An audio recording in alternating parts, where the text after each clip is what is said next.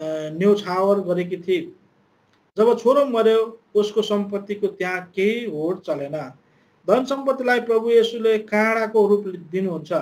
लुका 8:14 प्रेरित पाउल लेख्नुहुन्छ 1 तिमोथी 6:10-17-19 याकुबले चेतावनी दिनुहुन्छ याकुब 5:15 अझै पाउलले यी अन्तिम दिनहरूलाई सङ्केत दिँदै लेख्नुहुन्छ यो जानिराख यीबाट अलग बस 2 तिमोथी 5:1-5 यस्ता चिन्हहरू हाम्रा बालकहरूमा एक दिन देखा पर्छन्। त्यो दिन दुःखको दिन हुनेछ। धुरुधुरु रुँदै प्रभुको चरण पर्नु सिवाय हाम्रो अरू ल्याकत रहँदैन। छोराछोरी आफ्नो राम्रो, बोटबिरुवा अर्काकै राम्रो। आफ्नो छोराछोरी हो जस्तै भए नि राम्रै लाग्छ, तर शत्रुले घसिटेर घाटसम्म पुर्याइसकेको हामीलाई थाहै हुँदैन। अहिलेको परिवेश पनि यस्तै छ नि त।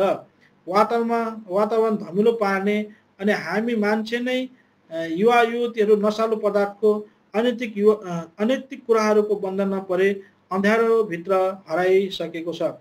गल्ली गल्ली हुँदो लक्षितै छन् यस्ता ठिकलाग्दा आत्माहरू। आज हामी पाइला पाइलामा हाम्रो समाज मरेको भेटाउँदैछौँ। छि हामी कति सडिसक्यौँ। दिनरात रोइरहन्छ हाम्रो देश। अन्धकार भविष्य लिएर कसले वास्ता गरिदिने यसको। यस्तो कहाली लाग्दो वातावरणदेखि जोगाउन हाम्रा छोराछोरीहरू सम्पूर्ण हाम्रै अँगालोभित्र हुनुपर्छ। अन्धाना धुन्द दगुर्दै अन्धकारतिर गइरहेका पिँढीहरूको अघि एउटा सिङ्गो क्रुस उभाइदिन सक्नुपर्छ। क्षणिक नशा अभिलाषाहरूको तृष्णामा तडपिएर जीवन गुमाइरहेको बेसुर भविष्यहरूलाई ख्रिस्टको अनन्त तृप्तिका प्रेममा चुल्लोमा डुबाइ दिन सक्नुपर्छ। हामी आमा बाबुहरूले, अग्रजहरूले अनि यी परिस्थितिहरूबाट भएर बग्नु पर्दा हाम्रो जीवन आँसु र प्रार्थनामा बिलेर सलल्ल भई दिनुपर्छ। हे सियोनकी छोरीको पर्खाल, परमप्रभुलाई पुकार। तेरो आँसु भल जस्तै रात दिन बगा, कति पनि विश्राम नली। तेरो आँसु नथामियोस्, राति उठेर करा। हरेक पहरको सुरुमा परमप्रभुको उपस्थितिमा नै तेरो हृदय पानी झैँ पोखा। गल्लीका मोडमा भोकले मुर्छा खाने आफ्ना बालकहरूका प्राणको निम्ति आफ्नो हात उहाँतिर उठा। यो चाहिँ बिलाप 2:18-19 त्यस विधवाको छोरो सायद यस्तै मार्मिक मृत्यु मरेको हुनसक्छ। रुँदा रुँदा विक्षिप्त भइसकेको उसको आमाको अवस्था प्रभुले जान्नुहुन्थ्यो। त्यस नाइन सहरमा त्यो भिड कहाँ लाचार त्यो स्त्री र त्यो मृत्युको निन्द्रामा मस्त सुतिरहेको त्यो जवान कहाँ जानु र आफ्नो काम प्रकट गर्नु उहाँको उद्देश्य थियो। प्रभुको हृदय त्यस विधवाप्रति दयाले भरियो र नरो भनी सान्त्वना दिनुभयो। त्यस जवानको अर्थीलाई छोएर भन्नुभयो, ए उठ। त्यो जवान उठेर बस्यो। उसकी आमाले अब सर्वस्व पाई, मरेको छोरो जिउँदो पाई, कता कता अपुरो जीवन पनि ख्रिस्टको विश्वास उद्धारमा पूर्ण पाए। आज अभिलाषाहरूमा संसारमै डुबेर आत्मामा मरिसकेका हाम्रा प्यारा छोराछोरीका निम्ति हामी मण्डली धुरुधुरु रोइसकेका छौँ। हाम्रो जीवन नै आँसुमा डुबिसकेको छ। निर्दोष सोझो र परमेश्वरको डरमा जिउने व्यक्ति अयुब पनि आफ्नो छोराछोरीहरूको पाप प्रायश्चितको निम्ति परमेश्वरलाई बलि नित्य चढाउने गर्थे। उनका छोराछोरीहरूलाई चाहिँ भोजको मोजमजामा नै तल्लिनुहुन्थे। अयुब पनि जीवनमा धेरै रुनु पर्यो अनि अन्त्यमा उनी आफ्नो अनुभव बताउँछन्। पहिले त सुनेको कुराले मात्रै मैले परमेश्वरलाई विश्वास गर्थेँ, तर अब त म उहाँलाई आफ्नै आँखाले देख्दछु। अयुब 42:56 भारी कष्टमा शून्यमा 56 5-6 पद होला है। भारी कष्टमा शून्यमा झरेर मात्र अन्त्यमा उनको जीवनमा परमेश्वरको योजना अनुसारको आत्मिक दानहरू, आशिषहरू र नयाँ छोराछोरीहरू प्राप्त भयो। ती विधवालाई चाहिँ हाम्रो रोदनको अर्थ दिन, चुइटेका मुटुका टुक्राहरू छातीभरि फेरि समटिदिन, न्यानो मायाहरू फेरि अँगालो भरि थमाइदिन हाम्रो प्रभु ख्रिस्ट नाइन सहरमा चाहिँ हाम्रै हृदयको मूल ढोकाहरूमा आज जीवित हुनुहुन्छ। हे मूल ढोका हो, तिमीहरूका शिर उठाओ। हे सनातनका ढोका हो, उच्च हो, तब महिमाका महाराजा प्रवेश गर्नुहुनेछ। भजन 24:7 पद। धन्यवाद प्रभु। ऐन्द्रराज राई मादिबुङ पास्थरबाट धन्यवाद प्रभुको चाहिँ फुल फर्म लेखेको रहेछ है। धन्यवादको धको धरतीमा जन्मिएर पापले छटपटिएको बेलामा अनि न आदि नको चाहिँ न्याय आसनको सामु जान अघि याको अर्थ यातना र पापले गर्दा यत्र तत्र घुमिरहेको बेलामा बादी भई ठट्टा र गिल्ला खिल्लीमा उडाइरहेको बेलामा दया असीम राखी बचाउनु भयो, अनमोल रगत दिएर प्रशंसा सधैँ गरिरहनेछु। मेरो सम्पूर्ण आत्मा प्राणको मालिक बनाएर भुलचुक मानी प्रभुलाई धन्यवाद दिनेछु तोडिएर।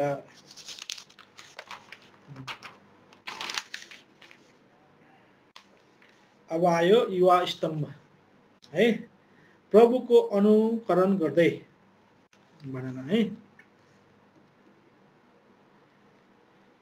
मेरी र औडु साह्रै मिल्ने साथीहरू साथै प्रभुका विश्वासी छोरीहरू, मेरीको घर परिवार प्रभुको अनुग्रहमा बाँचेका र औडुको परिवारमा करार प्रेरित 16:31 पुरा हुन बाँकी छ। जब अणुले जवान उमेरमा नै प्रभुलाई जिउँदो परमेश्वर भने ग्रहण गरे, यसरी अणुको सम्पूर्ण जीवन नै बदलियो, तर पनि उसको परिवारले प्रभुलाई मुक्तिदाता भने ग्रहण गर्न सकेका छैनन्। घर परिवारबाट नै खेदो र सतावटमा परे तापनि प्रभुलाई आदर गर्न जानेकी थिए। गाउँघरका मानिसहरूले जातपातको कठोरता, झुटा शिक्षा साथै शैतानको अन्धकारको कारणले गर्दा सृष्टिकर्ता परमेश्वरलाई त्यागी सृष्टिका थोकहरूलाई पुजेको देखि अणुलाई दुःख लाग्दथ्यो। तर प्रभुमा असम्भव भन्ने कुनै कुरो छैन भन्ने विश्वास साथ अणुले प्रार्थना गर्थिन्। सृष्टि गर्नुभन्दा पहिले नै चुन्नु भएको र जीवनको पुस्तकमा नाम भएकाहरूलाई अवश्य पनि चुन्नुहुन्छ भने अणुमा पूर्ण विश्वास छ।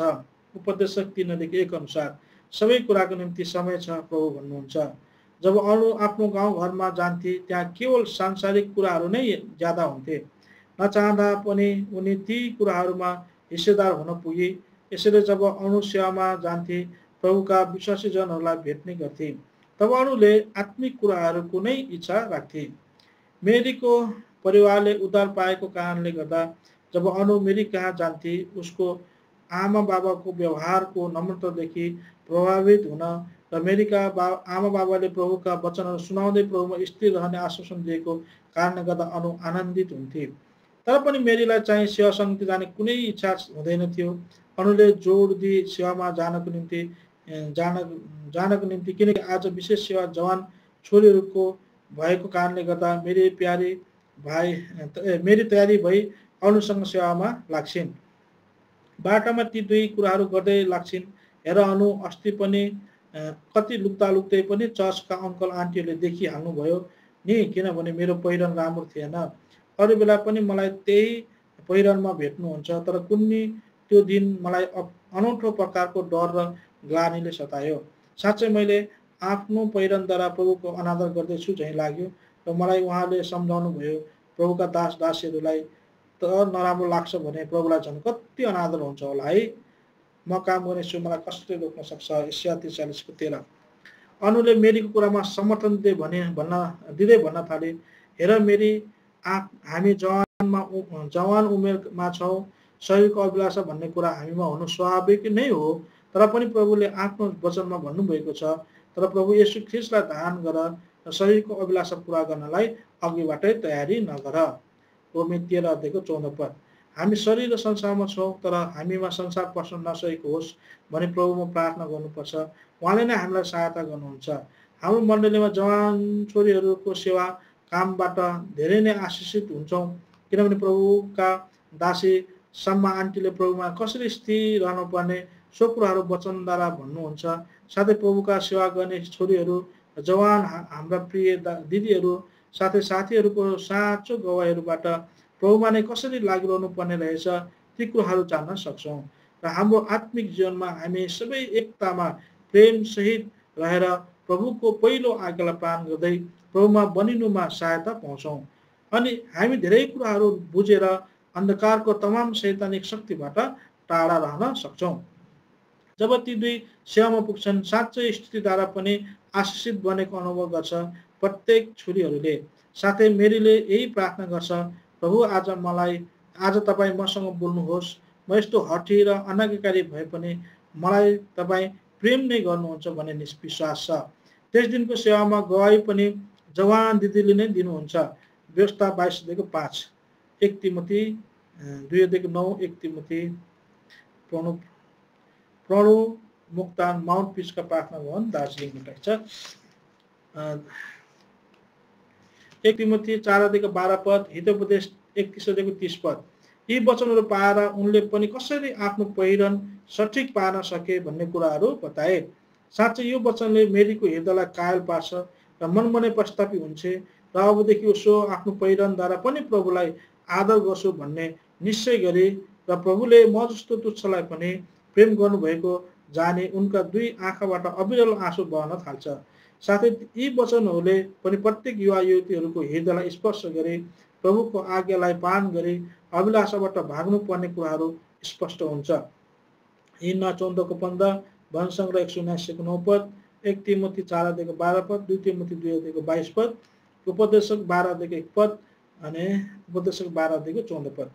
सेवाबाट सबै जवान छोरीहरू आशिषित भएर घर फर्कन्छ। मेरीले वचनद्वारा कायल भई प्रस्तावित भई भन्ने कुरा अनुलाई सुनाउँछ। तब अनु साह्रै खुसी भएर प्रभुलाई धन्यवाद दिए। जब मेरो गाउँमा सुसमाचार प्रचार भयो र सरल विश्वासको आधारमा आमा बाबाले प्रभुलाई उद्धारकर्ता भनी ग्रहण गर्नुभयो र बाबाले मद्यपान त्याग्नुभयो र हाम्रो परिवारमा मेलमिलाप भयो। हाम्रो बाबाको जीवनमा परिवर्तन देखेर गाउँलेहरूले छक्क पर्थे। साथै हाम्रो परिवारमा ख्रिस्टको अनमोल प्रेमले बास गरेको देखेर गाउँलेहरू पनि प्रभु येशू मसीहलाई शिष्यकर्ता भनी ग्रहण गरे।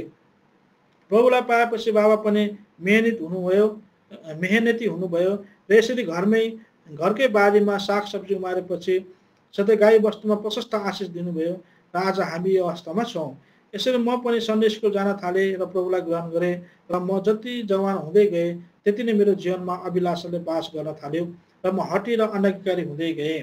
मेरो सानोको अवस्था र प्रभु येशू मसीहले दिनुभएको शान्ति र आनन्दको परिपूर्तिलाई भुल्दै गइरहेको थिएँ। तर आज मैले तिमी जस्तै साथी पाएर सेवामा जाने आग्रहलाई टार्न नसकेको कारणले गर्दा मेरो जीवन नै बदलियो। आत्माको ज्यादा ख्याल गर्नुपर्ने रहेछ भने मैले बुझेँ। जब मेरी घरमा पुग्छे तब आफ्ना बाबा आमालाई आफू प्रभुको वचनद्वारा परिवर्तन भएको कुरा सुनाउँछे। मेरीको बा आमा खुसी भई रोमी 8:28 को करारलाई पुरा गर्नुभएको देखेर प्रभुलाई धन्यवाद चढाउँछन्। यसरी नै प्रत्येक जवान छोरीहरूले मेरीले चाहिँ वचनद्वारा कायल भई तपाईमा भइकन जिउने बनाउनुहोस् भनी प्रार्थना गर्नुपर्छ। मेरीका बा आमाले तपाईमा भइकन जिउने बनाउनुहोस् भनी प्रार्थना गर्नुहुन्छ। मेरीका बाबा आमाले मान्छेको कर कापले नहुने कुरा प्रभुबाट मात्र सम्भव हुने रहेछ।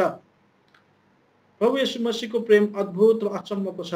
यसै कारण हामीले पनि ती ज्ञानी कुमारीले चाहिँ आज्ञाकारिता, सहनशीलता, अधीनता, प्रेम, नम्रता, भलाइ, धीरज, शान्ति, विश्वासको जीवनले यो कनानी यात्रालाई सफल बनाउनु छ।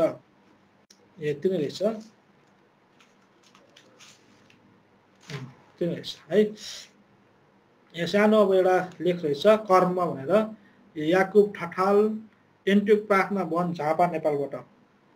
दिदी र बहिनी, दाजु र भाइ, कदम अघि बढाऊ हामी एकजुट हुनलाई, नथाको दुःख सुखमा हामी ख्रिस्टको सुसङ्गति गर्नलाई। नगरे केही पाइँदैन, परिश्रम प्रभुमा व्यर्थ हुँदैन, कमाऊ आफ्नो निम्ति स्वर्गीय धन, चोरेर कसैले लाँदैन। सुस्त रही नबसौँ अब, ख्रिस्टको सेवा र प्रेम नै प्रभुको पथ हो। ख्रिस्ट येशूको सुसमाचार सुनाउनु नै यस धरतीमा हाम्रो परम कर्म हो। यो संसार भनेर चाहिँ शैलेश श्रेष्ठ पनेल पोखराबाट लेख्नुहुन्छ। यो संसार के हुन लागिरहेको छ? अब प्रभुको दिन नजिकै आएको छ। अशान्ति, कोलाहल र भ्रष्टाचारको माहौल फैलिएको छ। शान्तिकै नारामा समय अल्झिएको छ। धेरै बुद्धिमान हुँ भनेर संसारमा मूर्ख ठहरिएको छ। आस्तिक पनि नास्तिक भइरहेछन्। ईश्वरलाई मूर्खतामा खोजिरहेछन्। अबोला ईश्वरको दिमागमा गिटी नभएर घोडा चढाउँदै सरदा मनका फूल अधोलोकको फाटकतिर लागिरहेछन्। निधारमा अँध्यारो रेखा कोरिएका छन्। नतमस्तक भएर सबैजना घोरिएका छन्। जवान बालक र वृद्ध आतंकवादको भेलमा परेका छन्। यसै कारण हामीले प्रभुको भाषा बुझ्नुपर्छ।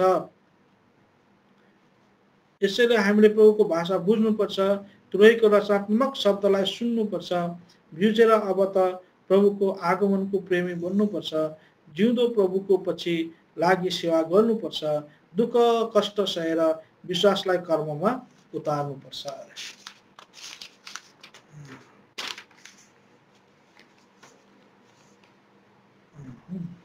अब अर्को छ नमुनाको बारेमा छ। आत्मिक कडी पशुका नमुनाहरू भनेर आदेश।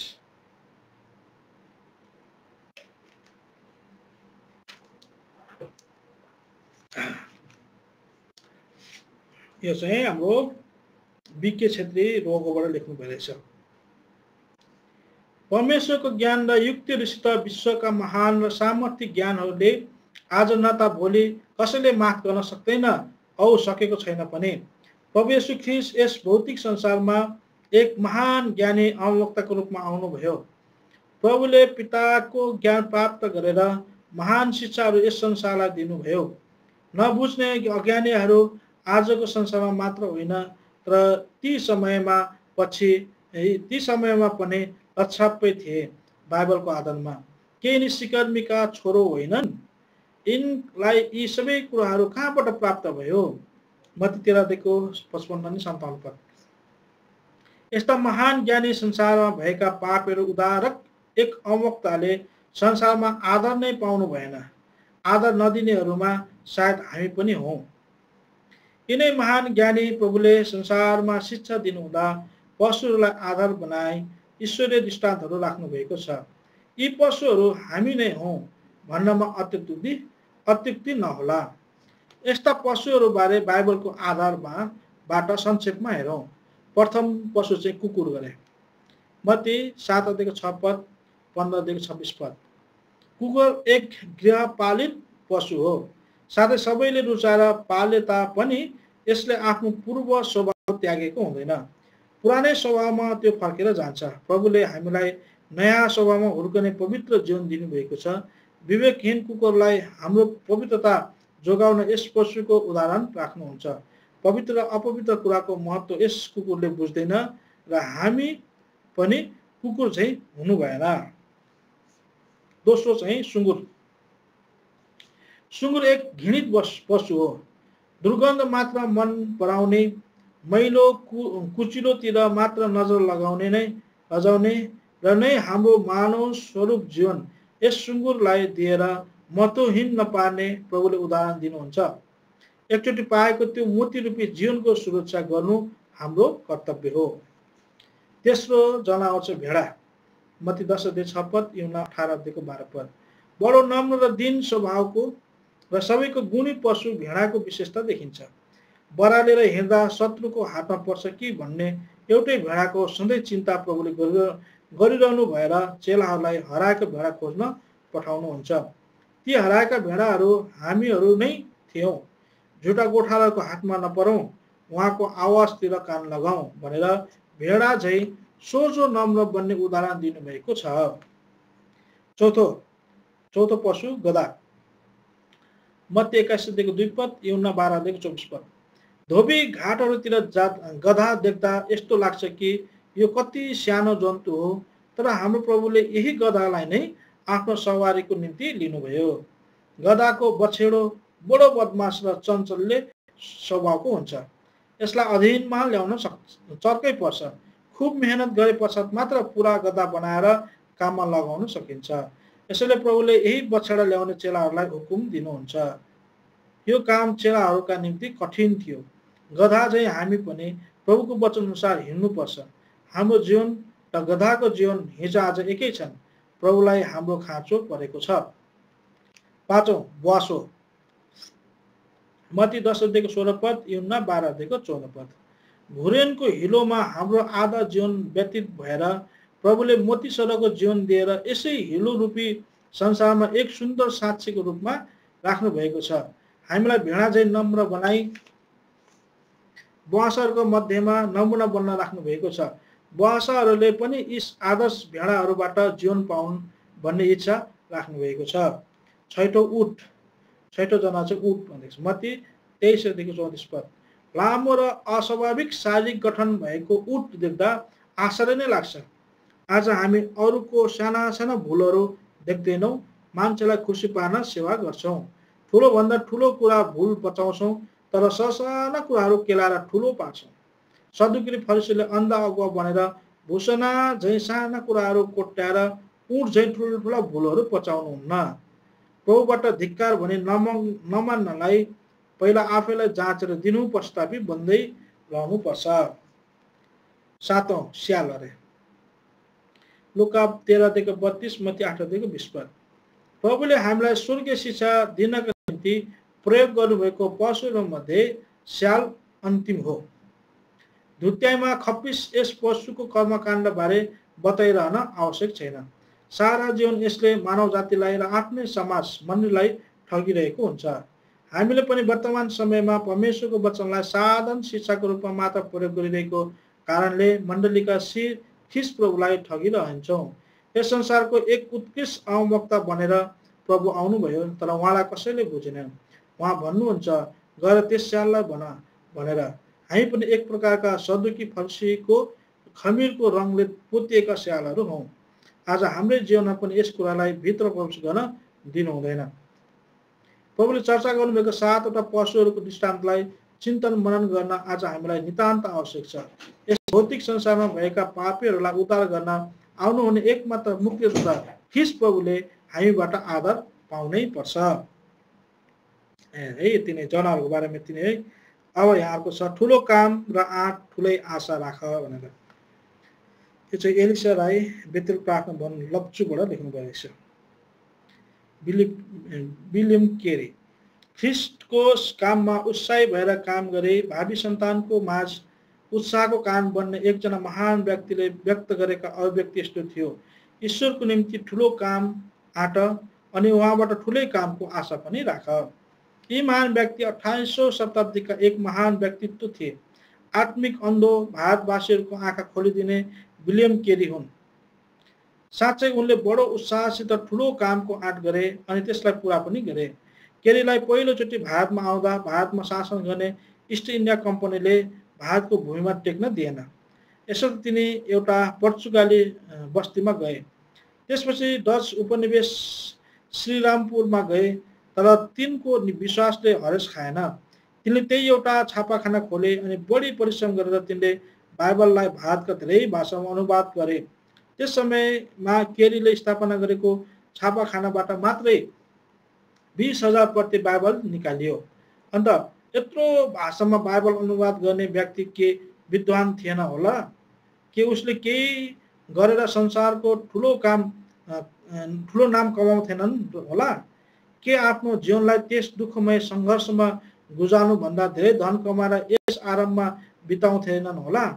तर केरीले क्षणिक संसारको सुखभन्दा क्रुसको दुःखलाई श्रेष्ठ ठाने। भनिन्छ केरीले पेटको निम्ति जुत्ता सिलाउने काम पनि गर्नु पर्थ्यो। उनको सानो दोकानको भित्तामा ठुलो संसारको मानचित्र थियो। त्यहाँ उनले सारा संसारका मानिसले सुसमाचार सुन्न नपाएको देख्दा साह्रै दुःख मान्थे। साँच्चै उनको हृदय त संसार जस्तै चारैतिर फैलिएको थिएछ।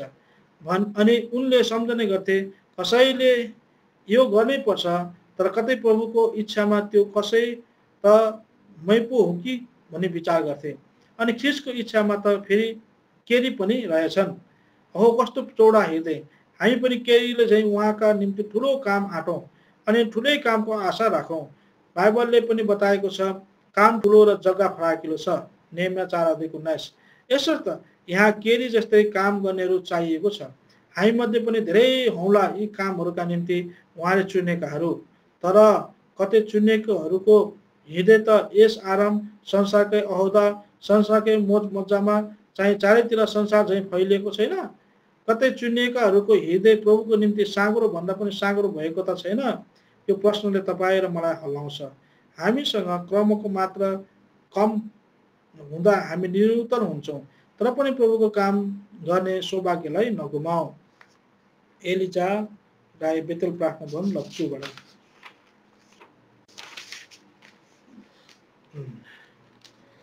अब अर्को छ यो साक्षीको बारेमा।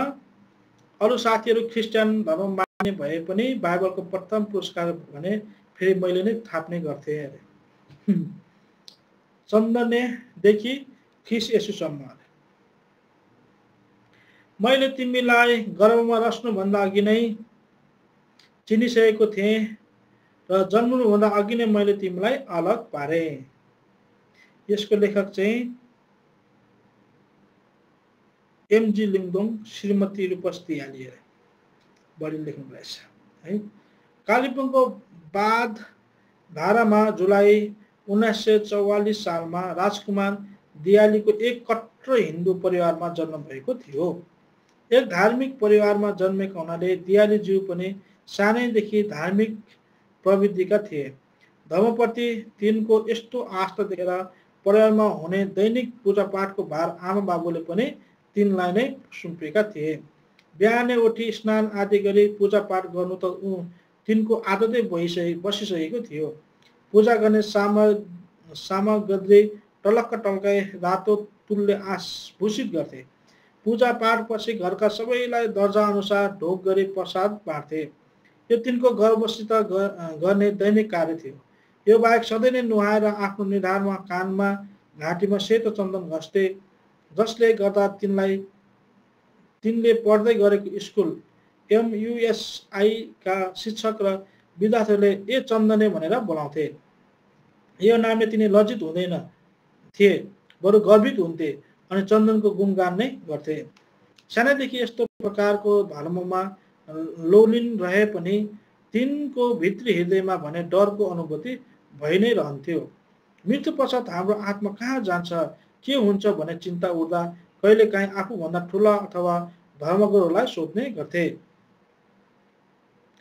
खै नानी कहाँ जान्छ कसैले देखेर आएको छैन भन्ने अनिश्चित उत्तर पाउँदा झन् बेचैन डर त्रासले हृदय भरिएको अनुभव गर्थे। यति मात्र नभएर 84 लाख जुनीमा पनि तिनको ठुलो विश्वास थियो। मरेपछि आफू चाहिँ कुकुरको जुनी लिनु नपरोस् है भनेर नेपालतिर खाली खुट्टामा तीर्थ गर्नु र पाप काट्न तिनी गएका थिए। उमेर बढ्दै गएपछि त्यति मात्र नभएर चण्डी पाठ, इन्द्रजाल, भूत सिद्धितिर पनि तिनले मन लाउन थाले। छाया सिद्धि विधा सक्नै लागेका थिए एक विशेष व्यक्ति बन्नलाई। एक दिन तिनी आफ्नो देवता स्थानमा पूजा अर्चना गरिरहेका थिए।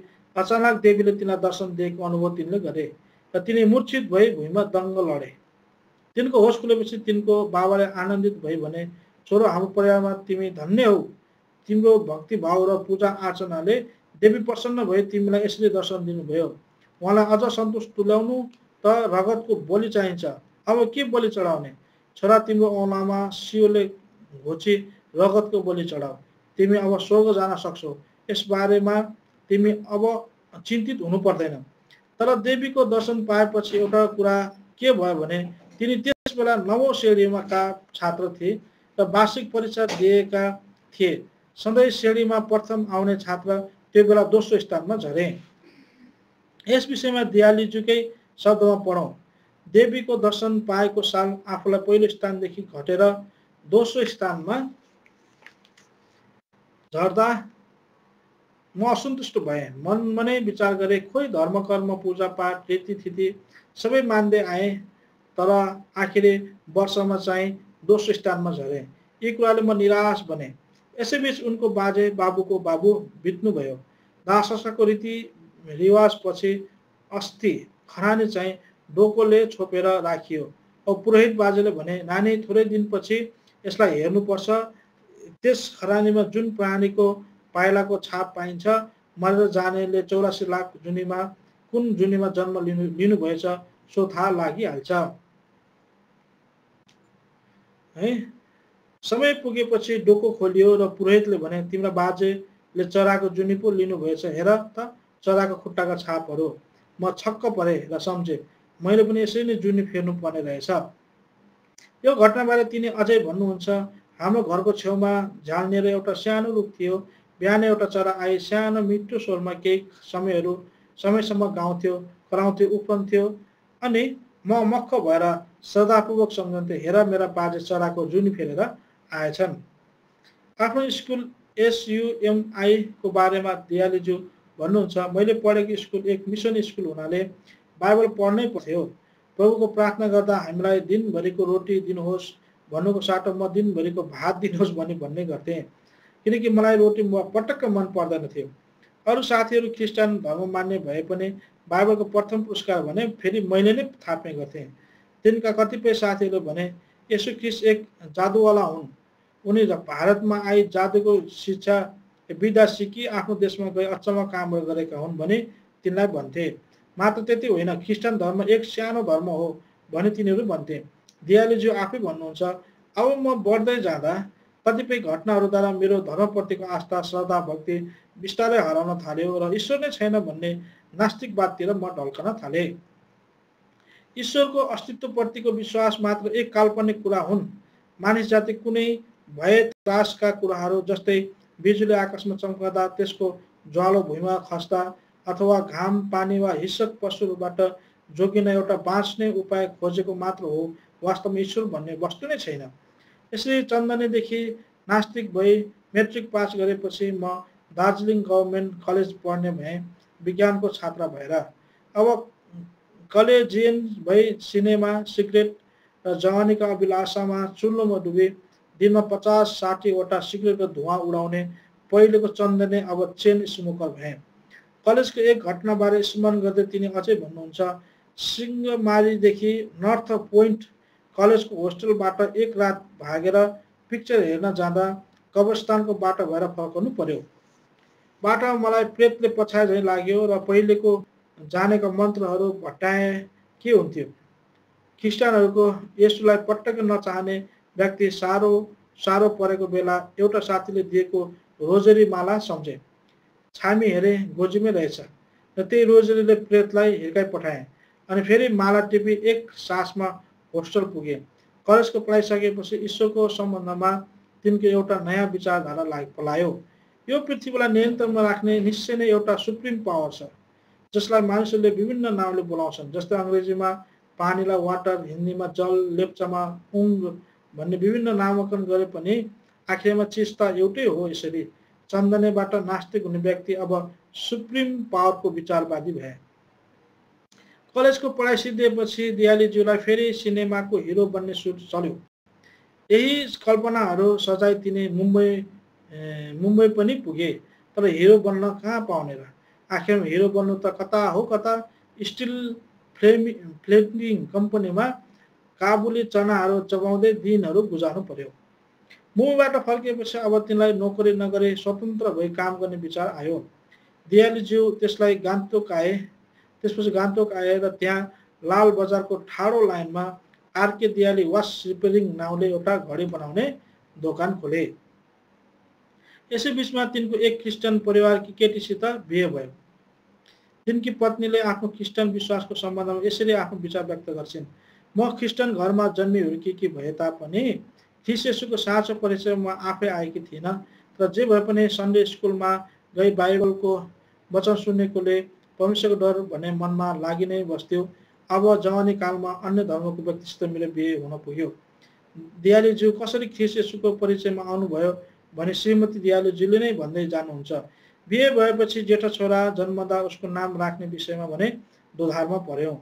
उहाँले आफ्नो दस्तुर अनुसार पुरोहित बोलाई नाम राख्ने भए, तर मेरो मनमा भने चिसो पस्यो र अलिकति भए पनि परमेश्वरको डर मान्दै उहाँलाई भने होइन, त्यसो नगरौँ, किनकि म त ख्रिस्टान परिवारकी हुँ।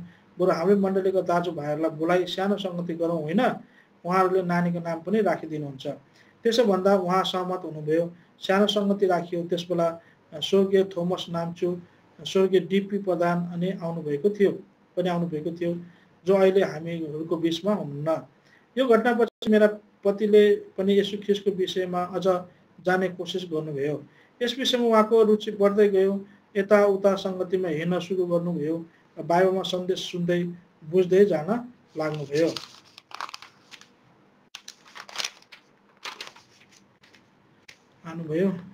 आत्मिक सङ्गत प्रभुका दासहरूसँग स्वर्गीय उपस्थिति हालिया।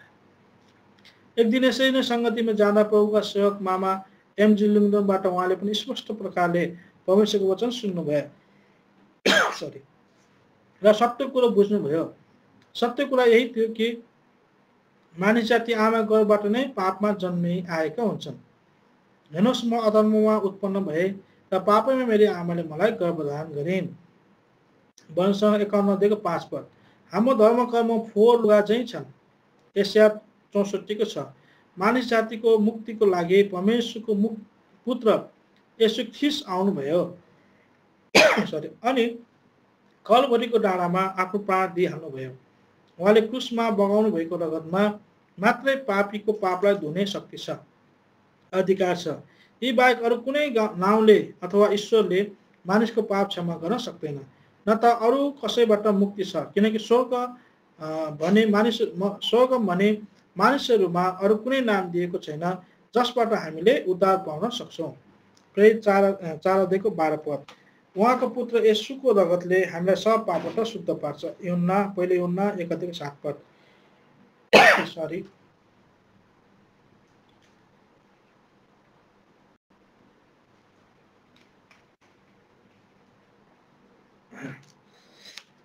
मेरा पतिले त्यस दिन यी सबै बाइबलका वचनहरू स्पष्ट प्रकारले सुन्नुभयो र आफूले एउटा पापीको रूपमा देख्नुभयो।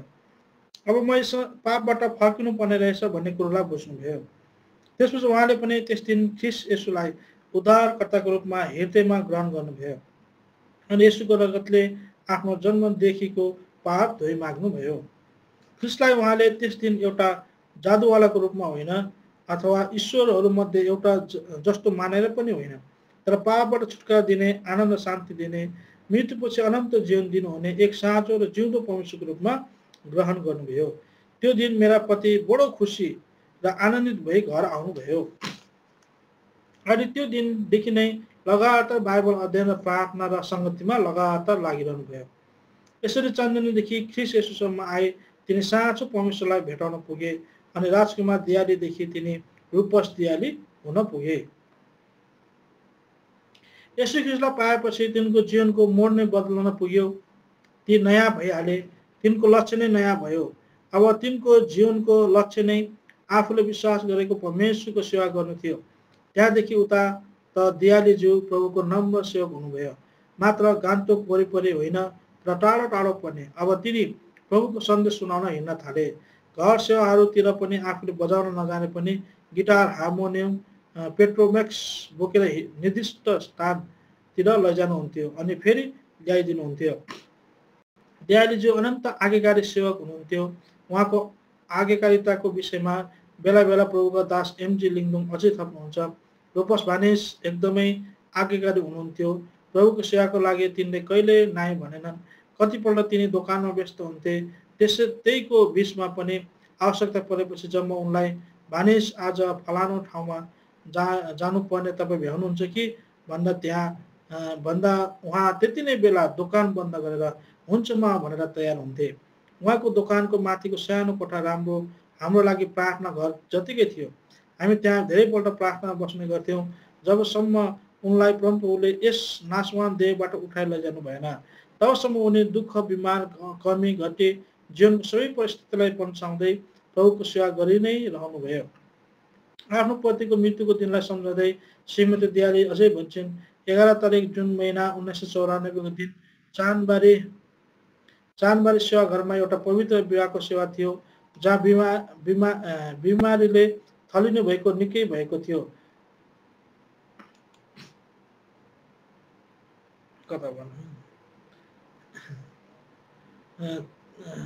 त्यो चानबारी सेवा घरमा एउटा पवित्र विवाहको सेवा थियो। उहाँ बिमारीले थलिनु भएको निकै भएको थियो। त्यस बिहानी उहाँले घरमा भएका सबैलाई सम्झाउनु भयो। प्रभुको दिन नजिकै छ, हामी सबै तयारी भई उहाँको सेवा गरिरहनु पर्छ। मलाई त प्रभुले बोलाउनु हुँदैछ, कुन घडी हो भन्न सक्दिनँ, तर म तिमीहरूलाई पर्खिबस्छु। उहाँले यसरी नै सम्झाउनु भयो।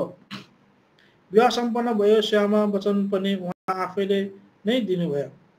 बेलुकी 5:30 बजेतिर उहाँ घर फर्किनुभयो र आफ्नो 2 हात उचाली भन्नुभयो, मलाई आजसम्म उहाँको सेवा गर्न प्रभुले सहायता गर्नुभयो। अब उपरान्त म विश्राम लिन्छु। त्यही रात 2 बजे रातितिर उनले सास बढेको अनुभव गर्नुभयो अनि 3 बजे त प्रभुले उहाँलाई आफ्नो महिमामा लैजानु पनि भयो। उहाँको मृत्युपछि उहाँको अनुपस्थित म सधैँ थाहा गर्छु, तर प्रभुको प्रतिज्ञा त मेरो लागि सधैँभरिलाई छ। म तिमीलाई कहिल्यै छोड्दिनँ र म तिमीलाई कहिल्यै त्याग्दिनँ। हिब्रू 13 अध्यायको 5 पद। हुन्छ, अब हामी यो आदि चाहिँ आज पढेर भ्यायौँ।